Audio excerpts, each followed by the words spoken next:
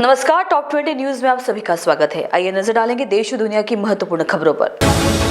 कांग्रेस सांसद राहुल गांधी ने बीपीएससी अभ्यर्थी पेपर लीक के खिलाफ आवाज उठा रहे और एग्जाम को रद्द करने की मांग कर रहे हैं, लेकिन एनडीए की सरकार अपनी नाकामी को छुपाने के लिए उल्टा छात्रों पर ही लाठीचार्ज करवा रही है। यह बेहद शर्मनाक और निंदनीय है। छात्रों के भविष्य के साथ खिलवाड़ बर्दाश्त नहीं किया जाएगा। हम उनके साथ हैं और उन्हें न्याय दिलाने के लिए लड़ेंगे, ऐसा उन्होंने कहा।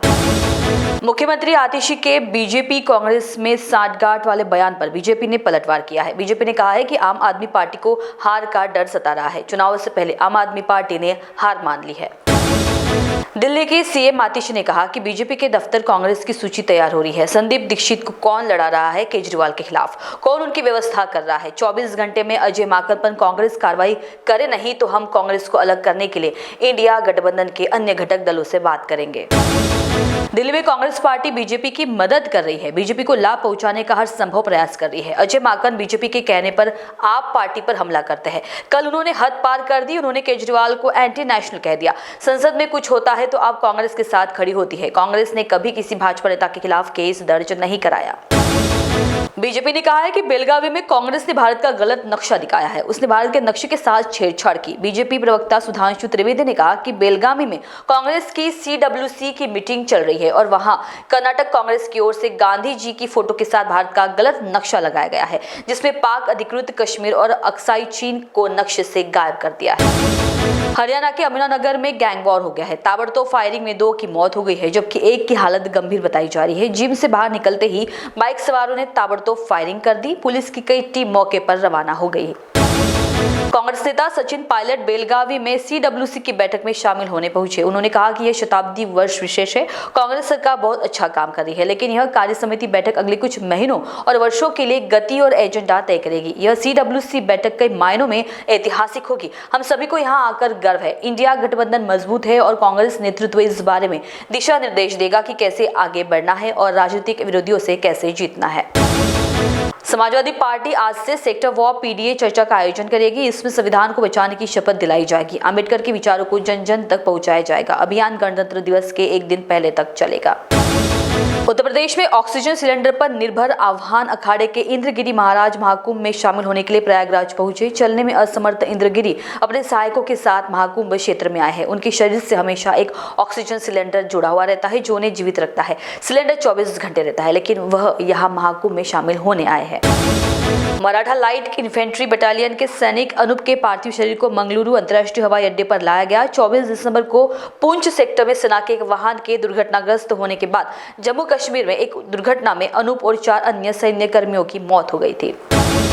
राजस्थान के कोटपुतली के किरतपुरा गांव में बोरवेल में गिरी 3.5 साल की बच्ची को बचाने के लिए चल रहे बचाव अभियान पर कलेक्टर कल्पना अग्रवाल का कहना है कि हमारा ध्यान बचाव अभियान पर है और हम चाहते हैं कि लड़की को बाहर निकाला जाए। एसडीआरएफ और एनडीआरएफ की टीमों को तुरंत बुलाया गया और उनके मार्गदर्शन के अनुसार हम लड़की को जल्द से जल्द बाहर निकालने की कोशिश कर रहे हैं। महाराष्ट्र के वाशी में एपीएमसी मार्केट स्थित एक निर्माणाधीन सोसाइटी में आग लग गई। फायर ब्रिगेड की गाड़ियां मौके पर पहुंची थी। ओडिशा में भुवनेश्वर कटक के पुलिस आयुक्त एस देवदत्त सिंह कहते हैं कि अपराध के खिलाफ चल रहे अभियान में खुफिया इनपुट के आधार पर 5 हथियारबंद अपराधियों को गिरफ्तार किया गया है। 5 आग्नेयास्त्र, जिनमें 2 रिवॉल्वर और 3 माउजर जिंदा गोला बारूद, 84,000 रुपए, एसयूवी शामिल है। इनके पास से अन्य चीजें बरामद की गई है। इन सभी के खिलाफ भुवनेश्वर और आसपास के जिलों में मामले दर्ज है, जिनकी जांच चल रही है। संपत्ति संबंधी अपराधों को देखकर भी एक और अभियान चल रहा है, जिसमें कुल 9 अपराधियों को गिरफ्तार किया गया है। उनके पास से 102 ग्राम सोना और अन्य सामान बरामद किया गया है। वेणुगोपाल ने 26 और 27 दिसंबर को कर्नाटक के बेलगावी में महात्मा गांधी के कांग्रेस अध्यक्ष चुने जाने की 100वीं वर्षगांठ मनाने की घोषणा की। उन्होंने कहा कि कार्यक्रमों में 26 दिसंबर को कांग्रेस कार्यसमिति की बैठक और 27 दिसंबर को भाजपा के संविधान विरोधी कार्यों को उजागर करने के लिए जय भीम जय संविधान रैली शामिल है। राजस्थान में शिक्षा विभाग और चिकित्सा विभाग मिलकर करीब 90,000 छात्रों की सर्जरी कराने की योजना बना रहे हैं। इन छात्रों में ज्यादातर को हृदय संबंधी समस्या, कटे होठ और क्लब पैर जैसी बीमारियां हैं। अब इनका इलाज जिला स्तर पर किया जाएगा, जिसकी निगरानी जिला कलेक्टर खुद करेंगे। Varun Dhawan starrer baby John theatres में रिलीज हो गई है, लेकिन पहले दिन क्रिटिक्स से मिले निगेटिव रिव्यूज ने फिल्म को बड़ा झटका दिया है। बेबी जॉन के लिए सबसे बड़ा चैलेंज फिल्म पुष्पा 2 साबित हुई, जो पिछले 20 दिनों से थिएटर थिएटर्स में भीड़ जुटाने में सफल रही है। नई फिल्म बेबी जॉन को पहले दिन ओपनिंग मिली है, वो पुष्पा 2 के 21वें दिन हुए कलेक्शन से बहुत कम रही है।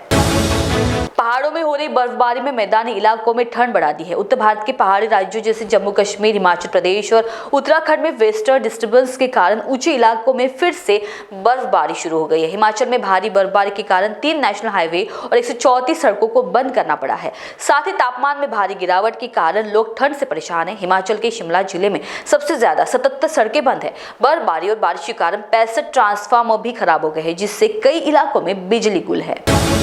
दिल्ली में अगले साल विधानसभा चुनाव होने वाले हैं। सभी राजनीतिक पार्टियां जोर शोर से तैयारियों में जुटी है। इस बीच खेल और फिटनेस क्षेत्र से जुड़े रोहित दलाल और अक्षय दिलावरी ने आम आदमी पार्टी के राष्ट्रीय संयोजक अरविंद केजरीवाल की मौजूदगी में पार्टी का दामन थाम लिया। उनके साथ लगभग 70 से 80 बॉडी बिल्डर्स ने भी पार्टी ज्वाइन की। रोहित दलाल ने लोगों को फिट रखने के लिए काम किया है और अंतर्राष्ट्रीय स्तर पर कुश्ती और खेल में भारत का प्रतिनिधित्व भी किया है।